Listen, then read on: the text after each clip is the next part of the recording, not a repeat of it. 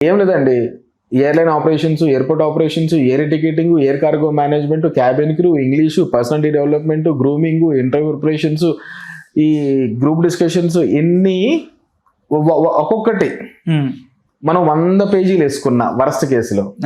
నేను ఇప్పుడు 10 చెప్పాను మీకు. 1000 పేజీలు రోజుకి 2 గంటలు చదివితే అవుతాయండి?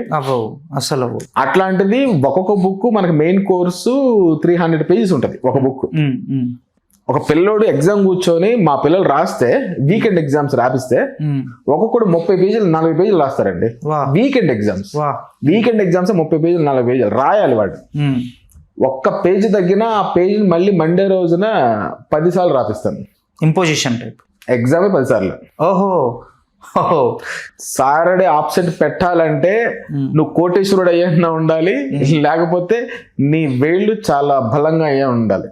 సాటర్డే ఎగ్జామ్ మిస్ అయితే మాత్రం చాలా దారుణంగా ట్రీట్ చేస్తాం అనమాట.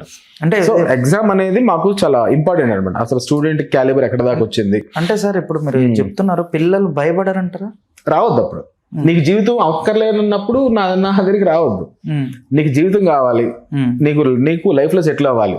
నీకు జీవితం కావాలంటే ఈ 1 year చదివేసుకుంటే ఏదో జాబ్ రావటం నాకు అట్లా కాదు. నా స్టూడెంట్ అనేవాడు నెక్స్ట్ ఏవియేషన్ ఇండస్ట్రీలో తోపు ఉండాలి, ఒక తోపు పొజిషన్ లో నువ్వు నాకు ఉండాలి. సో నీకు సబ్జెక్ట్ చెప్పాల్సిన బాధ్యత మేము తీసుకున్నాం కాబట్టి ఉంచితే నేను అలాంటి పిల్లల్ని తయారు చేస్తాను.